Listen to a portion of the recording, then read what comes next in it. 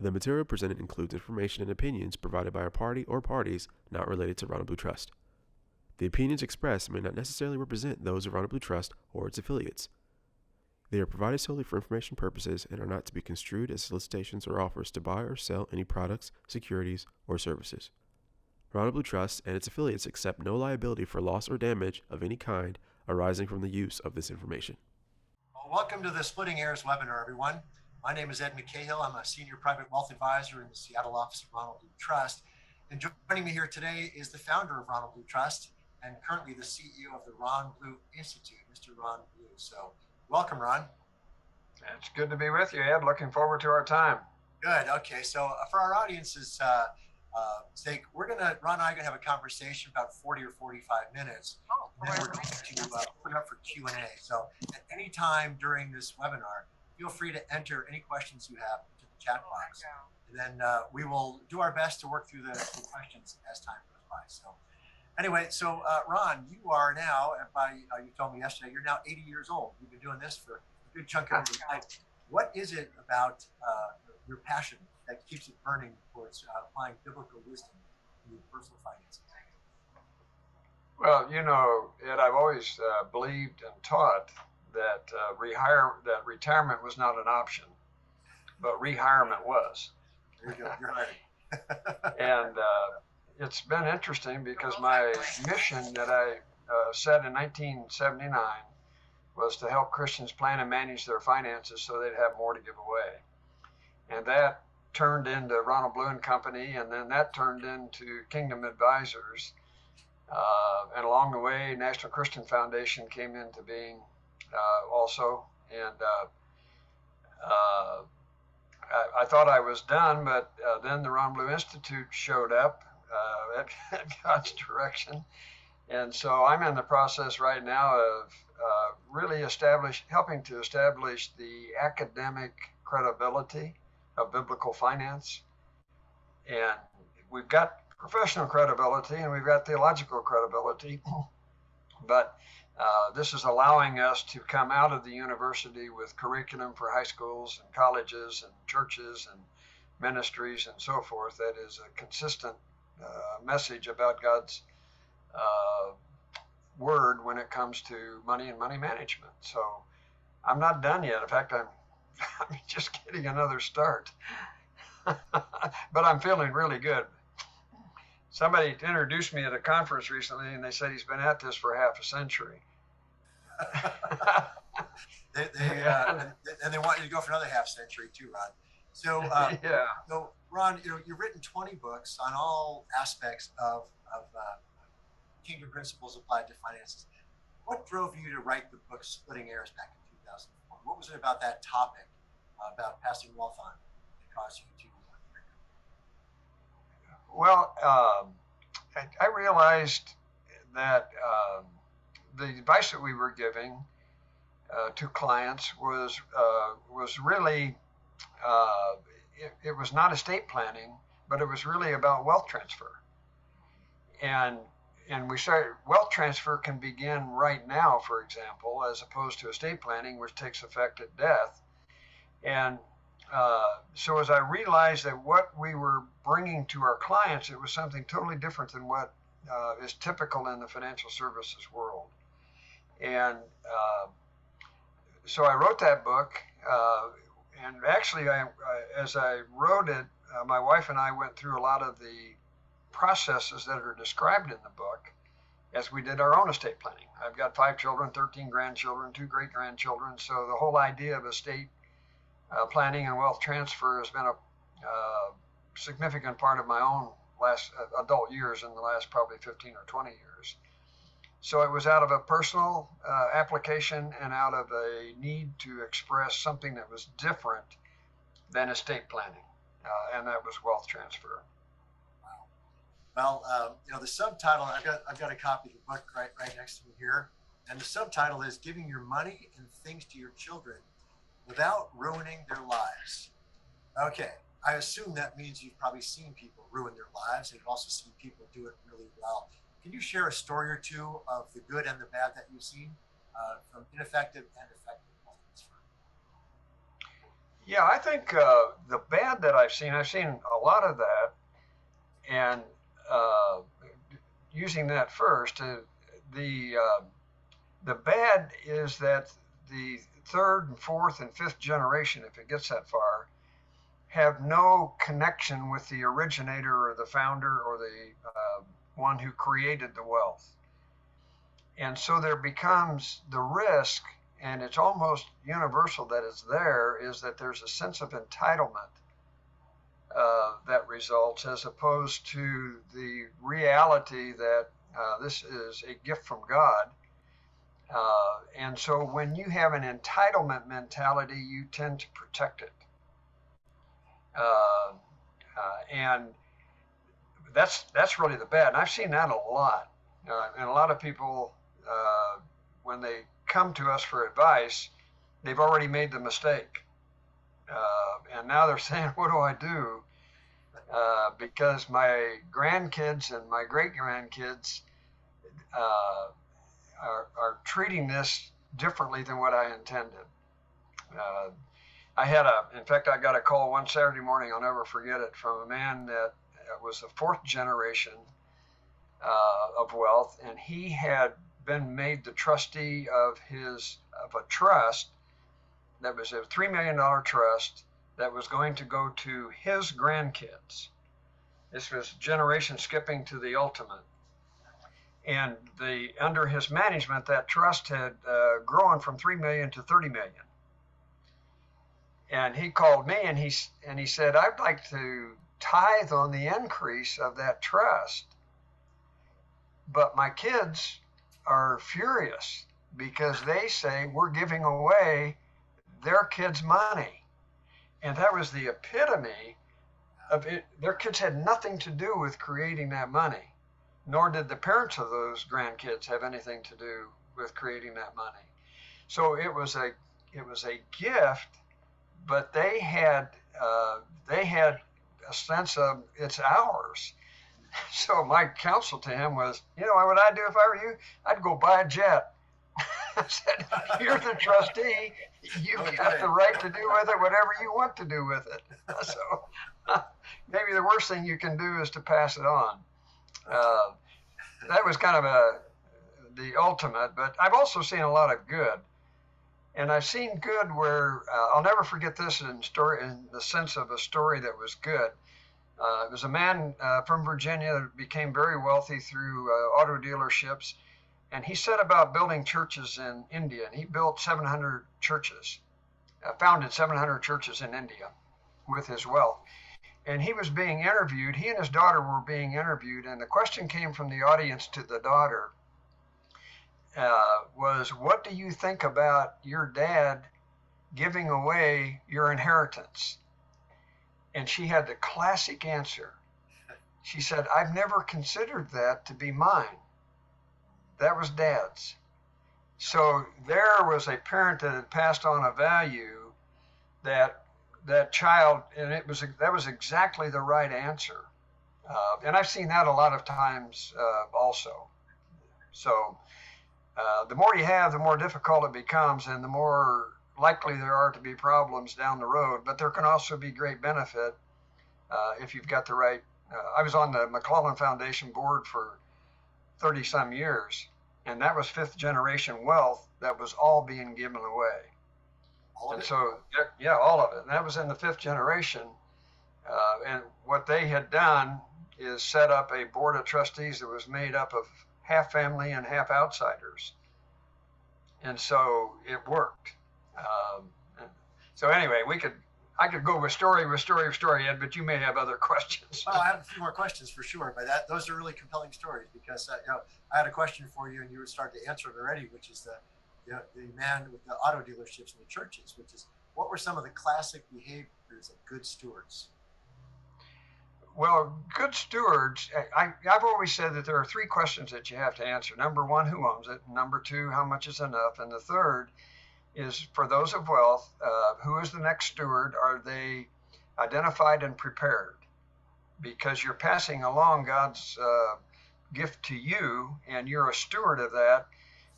And the last stewardship decision that you get to see implemented is at your death with the passing on of the wealth that God has entrusted to you. So I've seen a lot of people that have seen that, and they've said they need to be prepared. You know, I think of the Cathy family that founded Chick-fil-A. Truett established principles and guidelines for his kids, his grandkids, his great-grandkids. And that family, as a family, meets once a quarter still, all of them, in order to review how they're doing with what was entrusted to them. So there was an example of somebody that thought way ahead. And Chick-fil-A, of course, became way more valuable than what even anybody could have dreamed. And I think of David Green with Hobby Lobby's another person they've given their way. They built the Museum of the Bible.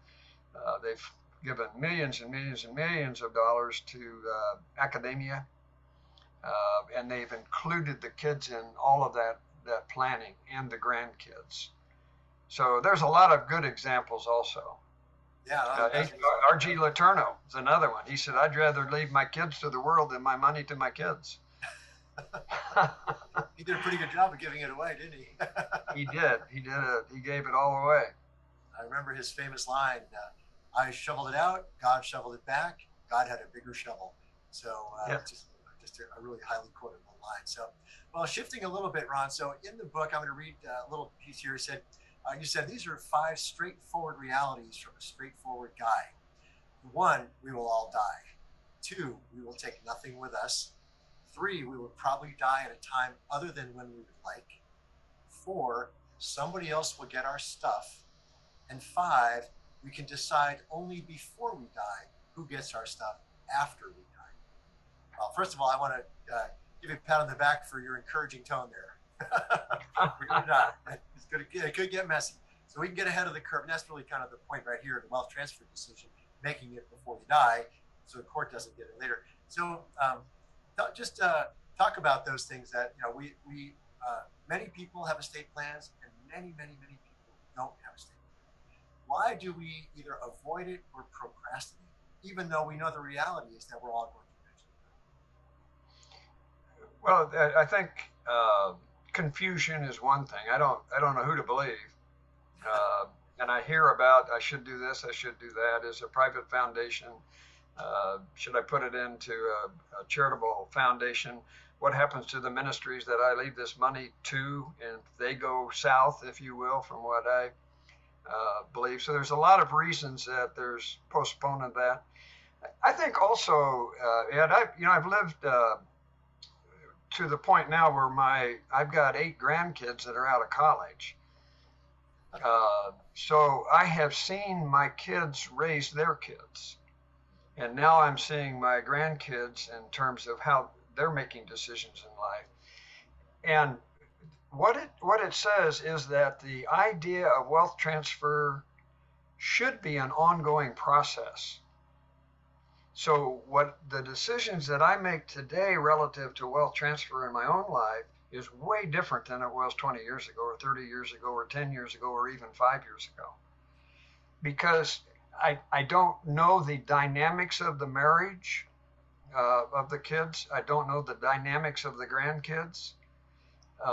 And so you can't set it in stone and say it's done, because you don't know what God's going to do in the next period of time. So the whole idea of wealth transfer and estate planning needs to be an ongoing process. And it needs to follow a process also. And there is a process, which the book is the process, of how you should be thinking. And all I can say is what I have experienced. I've lived long enough to experience everything that I predicted. Okay. Good or bad. I gave advice to people for years and years and years, and now I'm experiencing having to make some of the decisions that they made. And I'll close with this on that, Ed, is I had an interesting experience. Is people, when they get older, they start to downsize or think about downsizing. And what you find when you downsize, I never forget the first time we went through this.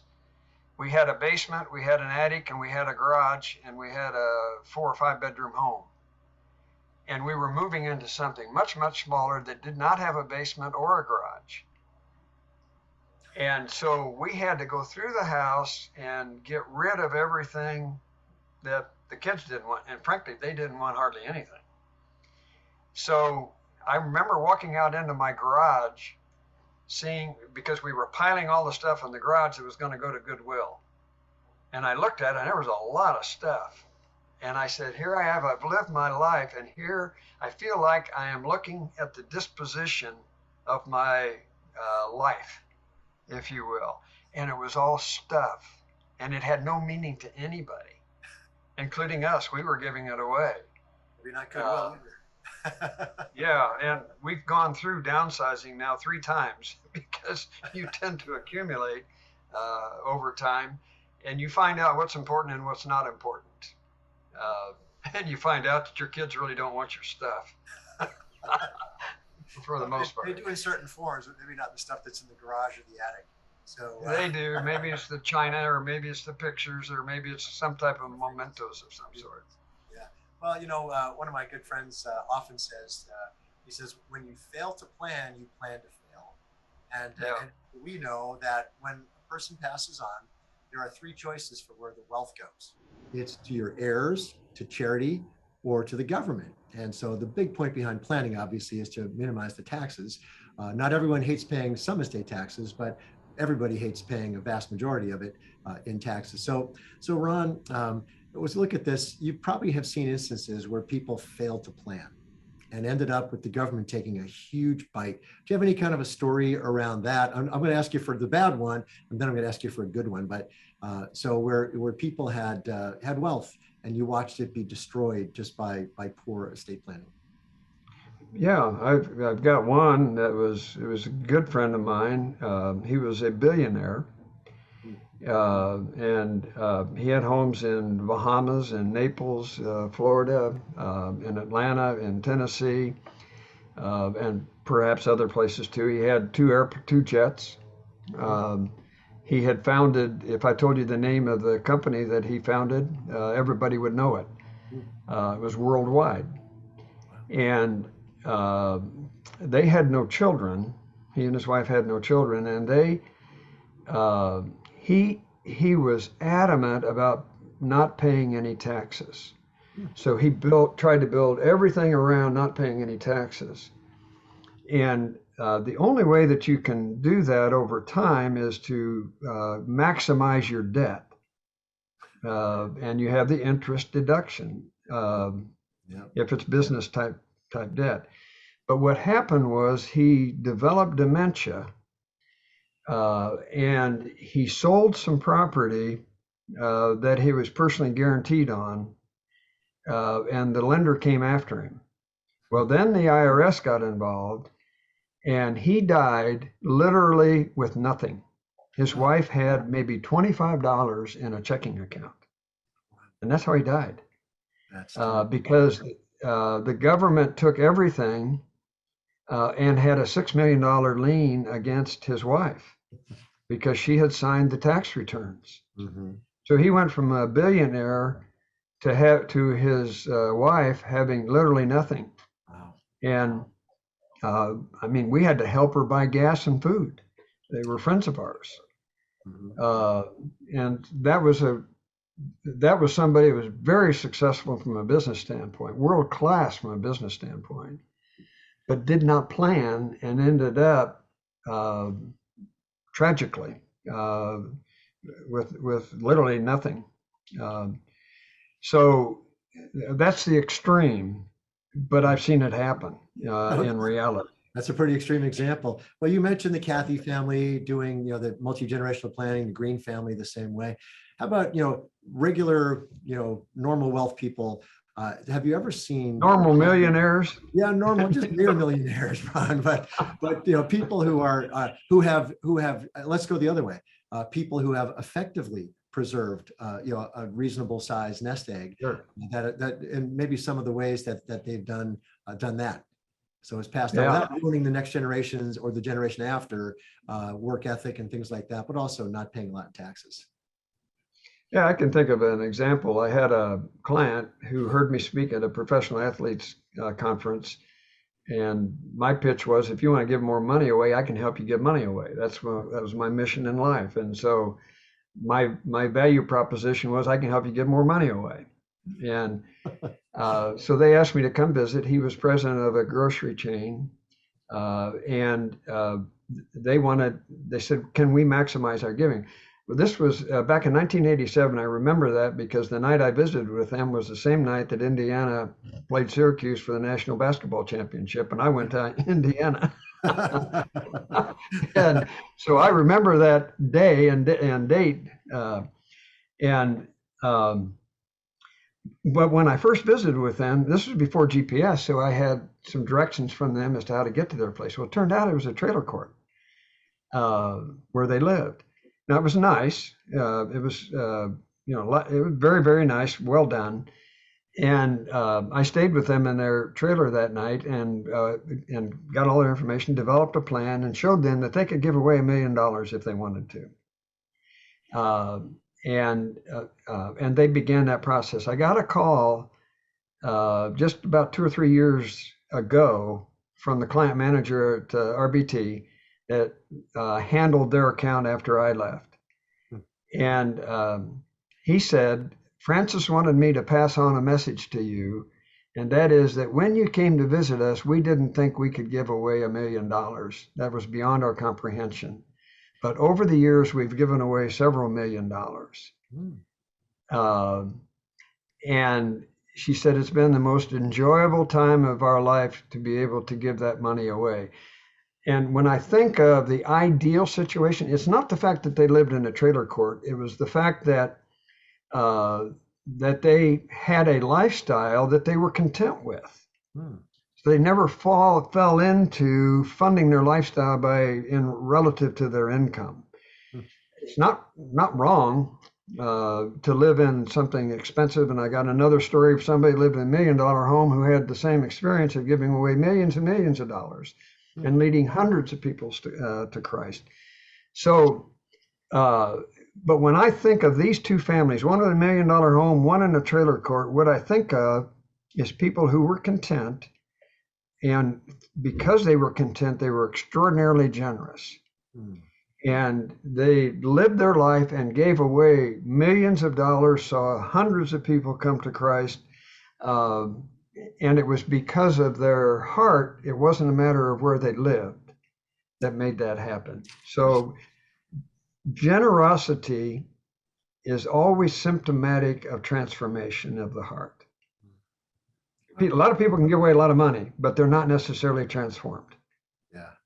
And maximum generosity will always be a function of a transformed heart. Wow. So as advisors, as you know, Ed, we focus on what do people really think and believe and therefore act on. Yeah. So I got all kinds of stories. We don't have time for all of those. We have about 20 more minutes to talk about them. So, we always say what you believe is how you behave. And how you behave reflects what you believe. So, well, Ron, let's move in. You have a 6-step wealth transfer decision-making process. And that's kind of as you said a moment ago, that's the theme of the book, following through those steps. So, but just for express purpose, I won't read all the terms, but I will say they cover why, who, how much, when, what, and how. So quite extensive of a list there. And you said you and Judy went through it, and that was kind of what really got you going toward this book. But how difficult was it for you and Judy to go through it? Well, it was really difficult from this standpoint. The first decision that you need to make is who gets it. Mm-hmm. And you've already mentioned the 3 alternatives. Right. Heirs are going to get it, or charity's going to get it, or government and attorneys are going to get a large piece of it. So let's say I want to leave my heirs something, whatever it may be. And what it did is it took us 2 years to walk through thinking about each of our children and answering 3 questions. The questions were, what is the worst thing that could happen if we leave X amount to this child? Mm-hmm. So let's just say $1 million. I don't know that it was that much, but let's just say $1 million. Well, we got 5 different answers for 5 different children. What's the worst thing that can happen? The most dramatic one was our second daughter. She married a young man from Auburn University who had grown up with nothing, but his dad had taught him that it's the man's job to provide for his family, and that was ingrained in him. So when we asked the question, what would happen if we left X amount to them? The answer was, if we leave too much, it'll take away his need to provide for his family. Yeah. And then the second question is, well, how serious is that? And the answer to that is, that's really serious. And the third was, well, what's the probability of it? And the probability was probably 100%. Mm-hmm. So, and then we would ask it of another one of our children, and we said, what's the worst thing that would happen if we gave this to that particular child? And the answer was, they'd just give it all away. Well, how serious is that? That's not very serious. Right. What's the probability? 100%. So here's the principle, Ed, and it's really in step number 2. If you love your children equally, you will treat them uniquely, which is the way God treats us. Mm-hmm. And so you have to ask that question. And so the idea that dividing it equally is the right answer is not necessarily the right answer. It's not necessarily the wrong answer either, but it's not necessarily the fallback and the one that you should go to. And we had a daughter at that time. Incidentally, that young man that grew up in Alabama, he's now a bank president. Okay, so yeah, so today the answer to the question of what's the worst thing that could happen is totally changed for that particular couple. And that's why circumstances change. Mm-hmm. We had, at that time also, we had a single mom was one of our children, and we felt the responsibility to help. And we taught our kids that, look, if we help one of your siblings, that does not mean that we're going to equalize that. We're going to help them because they have a need, and we're going to treat them uniquely. We're going to treat you, we're here to help, but we're not here to divide this wealth, whatever it may be, equally. And the older you get, the less need there is to pass that wealth on for the most part. That's true. Because your kids have made it. Correct. You know, all of my kids now are, some of them are really successful and they're all doing well. Their need is, if we left money to them today, it would not meet a need. It would be something above and beyond a need. That's not true 20 years ago because they had kids to educate and so forth. So the idea, the first big idea, Ed, is if you love your kids equally, you'll treat them uniquely, and you have to ask and answer those 3 questions. And there are 3 principles to follow also when you ask these questions. And number 1 is the wisdom principle. Mm-hmm. Am I asking God for his wisdom as I make these decisions? And he gives me supernatural wisdom. The second question, or the second point, is what I call the unity principle. Mm-hmm. And that is that husband and wife have to be together on this. He's not right, she's not right, totally. You have to be together on it, the unity principle. As we all know, anybody that's married knows that husbands and wives don't think alike on everything. And so part of the process of life is learning how to work through those situations. The third principle is this, and that's the treasure principle. And that is, you can't take it with you, but you can send it on ahead. And I tell people all the time, I say, don't try to control your wealth beyond the grave for 2 reasons. Number 1, you can't. No matter what you do, you can't. And secondly, I really don't think you'll care. When you're in glory, I don't think it's going to be a big deal. So do your giving while you're living, so you're knowing where it's going. Is a principle that's on in that process also. So, well, you know, speaking of giving while living principles, just for the benefit of our audience, there are 11 principles that in Ron's book that underlie the 6 different decision steps on the process. And Ron mentioned treasure principle, unity principle, wisdom principle, uniqueness. There are several more, including the given while living. Now, Ron, in the book, you wrote that when your kids were younger and starting out, that you and Judy gave them annual gifts to help them retire debt on their homes. So I wanted to chat about how you came to that decision and how it worked out, because it's been years. Yeah, I think one of the big mistakes that people that have wealth make is that they end up effectively putting their kids into a lifestyle that maybe they can't afford. Because I can afford to help them doesn't mean I should help them. And so Judy and I said this: we do not want to manipulate our kids' lifestyle. But we wanted to help them. So the way we did that was we did not tell any of them what we were doing. But when they saved enough money to put a down payment on a home, they bought the home that they thought they could afford. They made the down payment, they arranged the debt, and then we began giving them money on a monthly basis to retire the debt. So it didn't have any impact whatsoever on their lifestyle when you help them retire their debt. But it certainly had an impact on their financial well-being over time. I felt like that was God's wisdom, because I don't think we wouldn't have thought about that apart from asking God for His wisdom.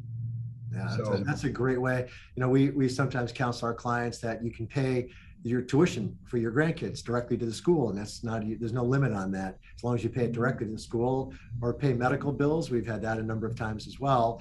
That doing things like that you can do that really, as you said, they don't destroy their lifestyle or their as your son-in-law, their manhood, if you would, their pride. It just really helps them along the way, but it's more silent. It's in the background. So beautiful. Yeah.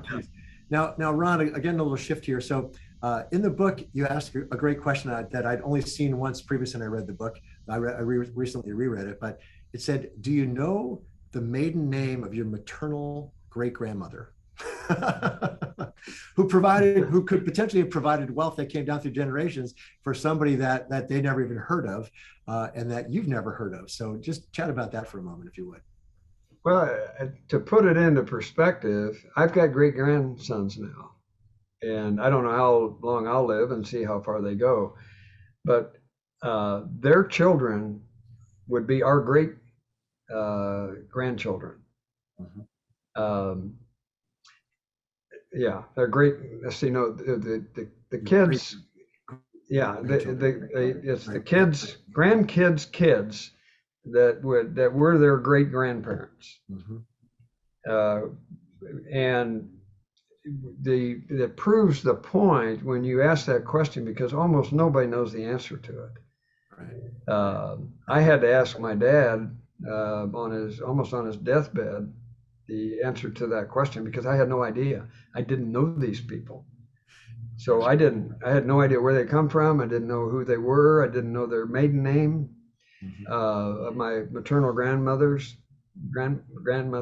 two of them, grandmothers. So it puts it into perspective of how quickly the wealth, when you transfer it to multiple generations, loses its significance. Mm-hmm. In terms of what God entrusted to somebody. It's no longer thought of the same way. Yeah. And it happens quickly, more quickly than you would imagine. Yep. So yeah, and that's kind of, you think the famous families like the Rockefellers and the Fords and Vanderbilts and so on that had phenomenal wealth 100, 150 years ago, and a lot of times those families didn't turn out very well through the generations, and they end up being like you mentioned, people wanting their money. You can't tithe on the increase in the trust that you didn't work for, maybe you didn't even know the providers of. So so then, Ron, let's be practical here for a moment, and just, so what are some ways that generation one, the current generation one, can train up generation two and generation three to receive an inheritance? Oftentimes it's real estate, which, that stays in families for generations. It could be business interests, same thing, may stay as a private company for generations to come. And sometimes it's just, retirement accounts and stocks and bonds, regular liquid accounts. What are some ways that generation one, many of whom I believe are on this call, what are some ways they can train up the next generation in the way they should go, so when they're old, they won't depart from it, like the proverb says? Well, somebody asked me one time, they say, how do you train your kids to manage money? Mm-hmm. And right off the top of my head, I mean, when I get a question like that, my favorite financial planning verse is James 1:5. God, what do I say? Yep. What is wisdom in this particular situation? And God answers that question just about 100% of the time. And so I said, immediately, well, let me tell you this, more's caught than taught. So I said, your kids are going to do what they see. So they're going to watch you, and they're going to do what you see. Secondly, you learn to manage money by managing money.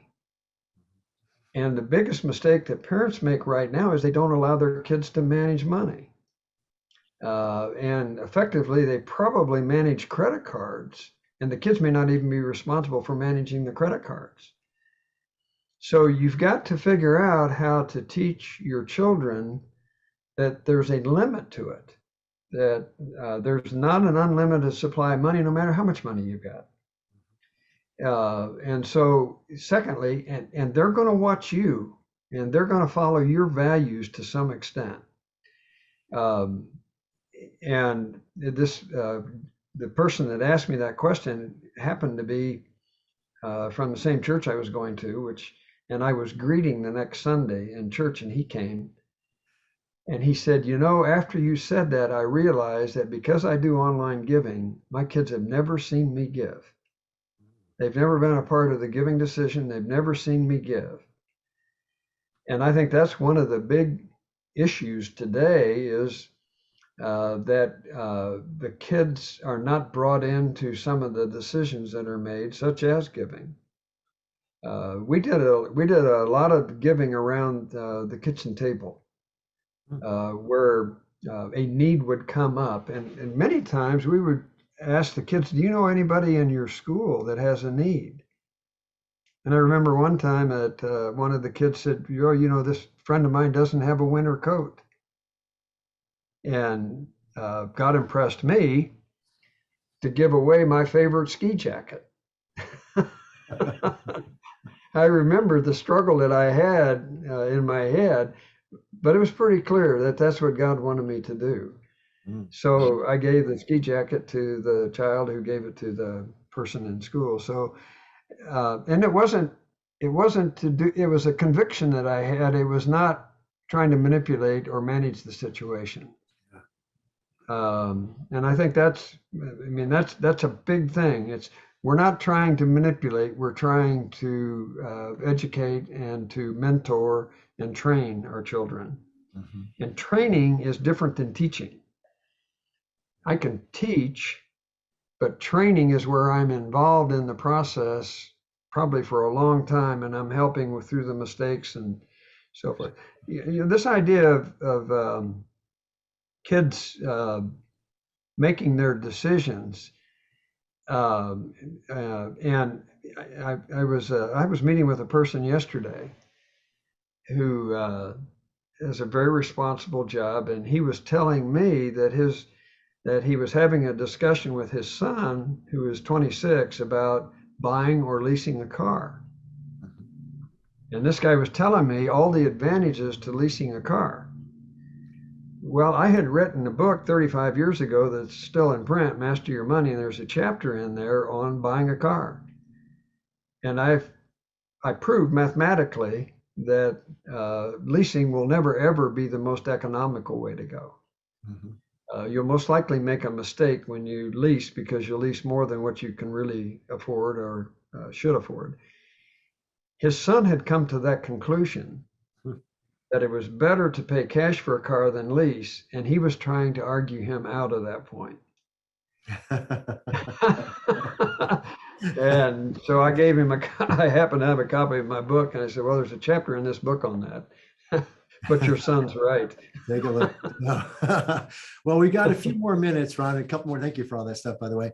So if anybody would like to enter any questions in the chat, this would be a very good time. So Ron, so we talked about the 6 different decisions. The 5th decision is tools and techniques.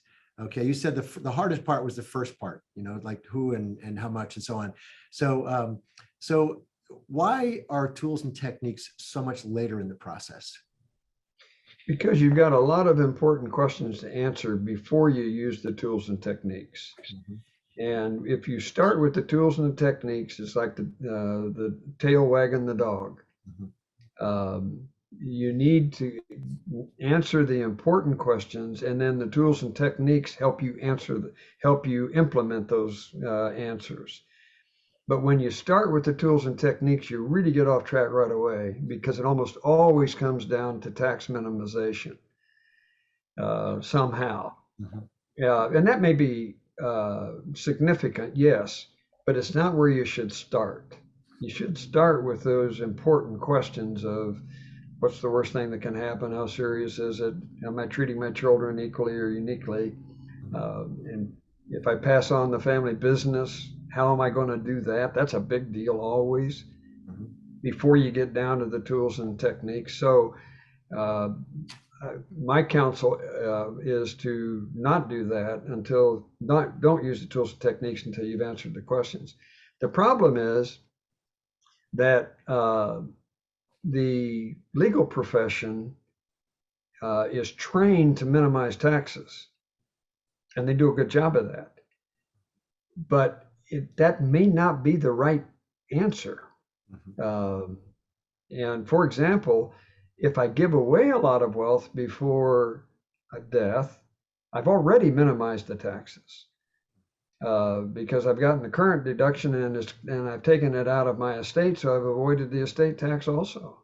Mm-hmm. And if you do gifts to your kids less than the minimums, or the maximums, you've also minimized taxes because you've already distributed part of the estate. And that's why I say to talk about wealth transfer before you talk about estate planning is the appropriate way and the most wise way to approach wealth transfer. Okay. So, yep. Well, then the final step of the process, the 6th step, if you would, is to talk, the family meeting. So just quickly, we've got 2 minutes to go here, and I got that question plus one more. But how important is the family meeting? A chance to go through and really who's going to get what and when and so on. Well, especially with adult children, mm-hmm. They need to have the right expectations. So my friend Bruce Wilkinson used to talk about avoid a coping gap, and a coping gap is where reality is different from expectations. So if my children have expectations that are not realistic, I'd like to know that, and I'd like for them, if the will is read, to not be surprised. Mm-hmm. Because they knew why we did certain things. That's also a good time to talk about values. I do like this quote from Shaq O'Neal. He said, "My kids have said that they're wealthy." He said, "They're not wealthy, I am." And the way he's got a way of saying things, but he's right. He was the one that created the wealth, which incidentally, he said the best advice he ever got financially was in a bar where he sat next to a financial planner who said, take your income and give set half of it aside immediately and live on the rest of it. He said, I took it, gave away half, took the other half, gave away half of that. And he's ended up a very wealthy person. He didn't cash his first check for years because he didn't need to. So anyway, That's good. I don't know how I got off on all of that, but the But family it's conference is important. really important. As you said, the coping gap, making sure that the expectations, because you see people crying as they're coming out of the attorney's office after the will was read, or people leaping for joy and then maybe making some foolish decisions because they got more than they expected. So that's it. Okay, last question before we go to the chat box here, and a few other questions that I've emailed in earlier. So every estate planning decision is a spiritual decision. That is quoting you. So just unpack that for the audience, and then we'll move to questions. Okay. Well, if you believe that God owns it all, then you're managing his money and or his wealth or his whatever he's entrusted to you. You're managing something that belongs to him, and consequently, it's so important that you treat what he's entrusted you with as a steward. And that will guide your decisions as you make them, when you think this is God's money, or God's resources, whatever it may be, God's business, and therefore I need to treat it appropriately. So that's pretty significant. I think we're all working for that well done, good and faithful servant from Matthew 25, right? So absolutely. That'd be nice. So great, Ron. Well, thank you. So just we're going to move to the questions, but I want to let everybody know that Ron's book is still in print. It's on Amazon. It's on christianbook.com. If you're a client of the Seattle office, just let us know if you'd like a copy. We'll get that to you. So anyway, but there's a lot of sound advice, as you heard. I mean, I was trying to gloss over a 200-page book in 45 minutes here. So kind of hard to do, but I think we hit a lot of the high spots, Ron. Thank you. So, okay, so we're hopping, oops, sorry. We're hopping in here now to see, we have some questions coming in. I got some earlier as well. So Greg says, it seems like the greatest missed opportunity is having conversations with the children and grandchildren about money and values. Do you have any wisdom or guidance or book references to help with these conversations? Well, if the Splitting Heirs book will help you think through the process on that. I also believe that in those family conversations, it's really good to have a facilitator in those conversations, as opposed to me leading the conversation as the parent. A facilitator can make sure that the questions are being answered that are being asked. And they're independent typically and more objective. I might have a passion for something and want to communicate it, but it may not be the most relevant thing. So a facilitator really helps the process with the children. So that would be my biggest piece of advice, especially now that apparently with grandchildren, you've got adult children that you're dealing with, and a family conversation is very appropriate. You don't have to share amounts in a family conversation, but you sure can share values. And that's more important than the amounts, if you will. Yeah, thanks, Ron. And I'll just add that a number of Ronald Blue Trust advisors facilitate, including me, but we facilitate these family conversations, these family meetings along the way. So when Ron mentioned, having someone to come in and facilitate that, check with your advisor and see if they'd be willing to do it, or if they have somebody in the office that would be willing to do it for you. So, okay, another one came in. Sorry, if you could change one thing in asking your children or the wealth transfer process. Oh, hang on a second, scrolling down too fast here. So you could change one thing. Hold on a second here. Sorry, losing the line here. So, well, anyway, if you could have a mulligan, Ron, in wealth transfer process or so on, what would you do differently than what you did? In raising your children and or the wealth transfer process, what would you have done differently? I don't know that I might have used a facilitator earlier in conversations, but when Judy and I look back over how we've dealt with our kids as they've gone through the various stages, we know that every family is dysfunctional. Okay. The one thing that we did right, I think, that help. Dysfunction is there. You know, our kids happen to get along well with one another, but we've had ups and downs with them, of course. And the hardest thing is to let go and let them make the mistakes as you watch. I found that the kids, when they raise their kids, they don't necessarily want their parents' advice. Because what they want to do is they don't want to make the same mistakes that they felt their parents made.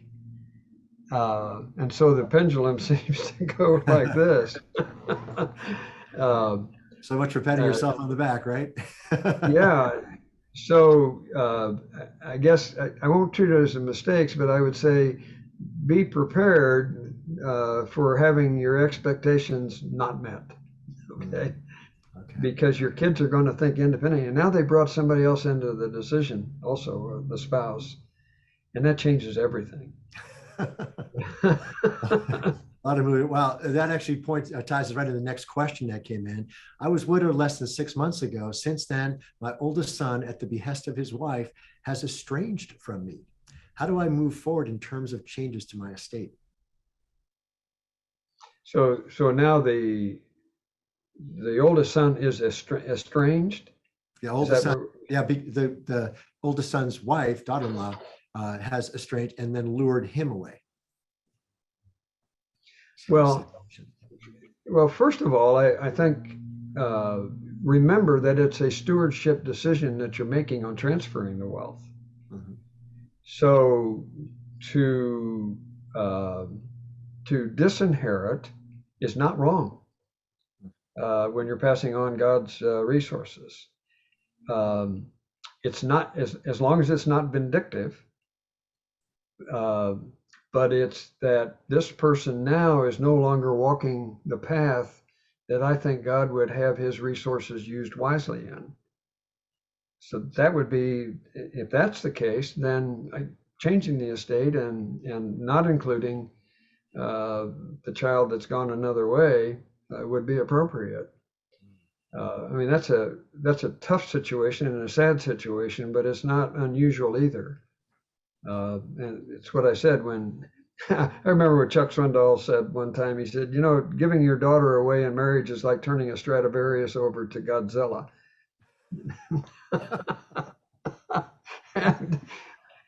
and what happens is your kids lead their own lives and they make decisions that are different than yours and for whatever reason. But that's the way it is designed to be. So in that particular case, assuming that this child now is not walking with the Lord, and they probably are not, or they wouldn't be estranged, then I would say, well, why would you leave money to somebody that's not going to follow God's wisdom and God's principle and God's love? So, good. But I would seek some advice on that.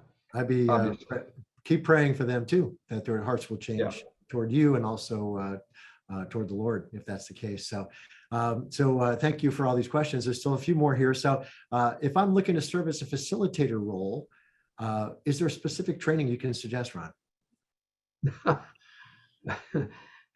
No, except there are others that have gone through it. Those of you that are working for Ronald Blue Trust, probably the one that's gone through it the most is Russ Crossan. Mm-hmm. Yeah. And he's passionate about family conferences, and he's done a number of family conferences.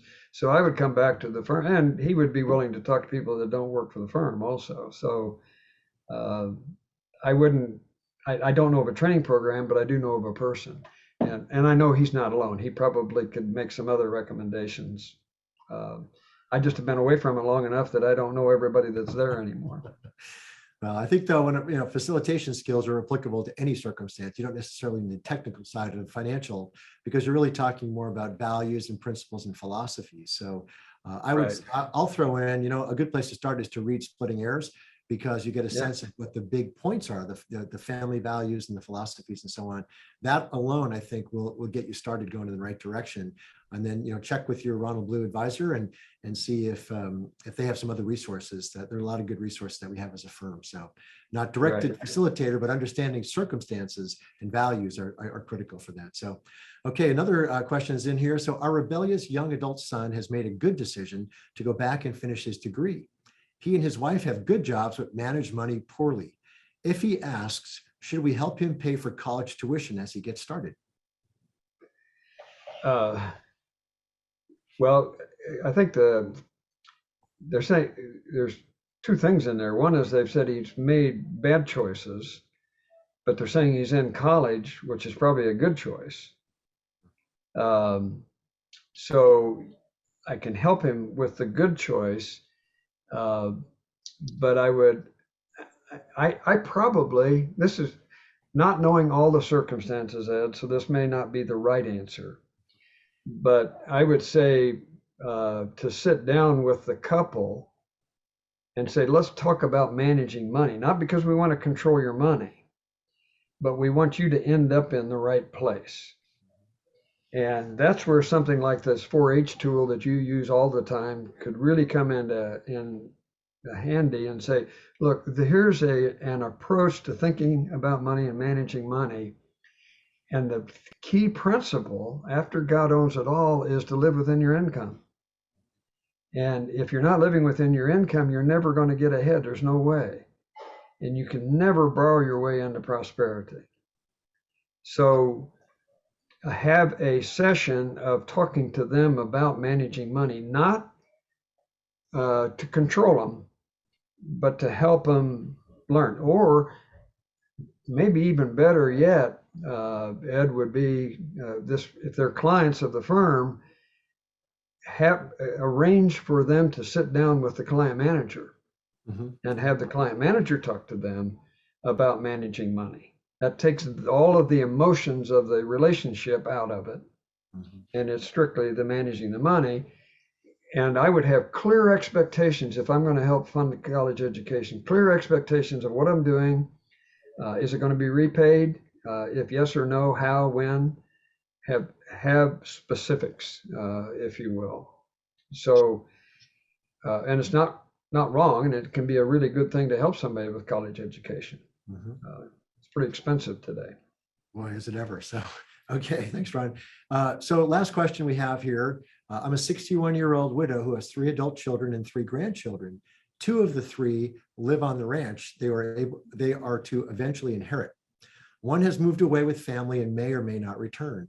How can I prepare them for the struggle of dividing up the land when I'm gone? And as I live out the last season of my life, again, age 61, so some years ahead, and are currently paying for all ranch expenses, how and when do I transfer those expenses and responsibilities to them? Well, that's a pretty complex question. Okay. You need a plan, one, and you probably need some outside advice to help you. If you're trying to equalize the estate, which it sounds like she's wanting to do, is a third, but 2 of them live on the farm already. It may be that the 2 buy out the third's interest is a possibility. So let's say the farm's worth $1 million and she wants to, and that she doesn't have $1 million in cash or 300,000 or whatever in cash. You could set up a repayment plan that the kids could have that are on the ranch to buy out the son, or put it in there at death. This is the way it's going to work. They buy out the son's interest so that they end up with the farm or the ranch, and he ends up or she ends up with an equal amount had she lived on the farm. That is a way that just comes off the top of my head. Which could be a stream of annuity payments. Essentially, she's the lender, and they're paying her monthly to buy the shares off. So, or maybe pass that on through to the kids through her estate later. So, okay, well, that's what we got for questions. We are right at 11 o'clock here, 11 o'clock Pacific time. So, Ron, I want to thank you very much for coming on today and sharing all your wisdom. Thank you that you even wrote that book 18 years ago. Of your 20 books, it's my favorite. I've read it a couple of times, as I said earlier, and I think it really is relevant to everybody on this call. And eventually, it's the one of your books, as I told you yesterday, it's one of your books that applies to every person, because all of us eventually must deal with estate planning of some sort, or in your case, as you describe it, I think more aptly, the wealth transfer decision-making process. So let me just thank everyone for being on the webinar today. And please, again, you can purchase Ron's book at Amazon or Christian Book, or check with, if you're a Seattle client, check with the Seattle office. We'd be happy to get one to you for no charge. So anyway, God bless you all. Thank you very much again, Ron, and thank you all for being here today. Bye-bye. Okay. Thank you very much, Ed. Enjoyed it very much. Thanks, Ron. Bye.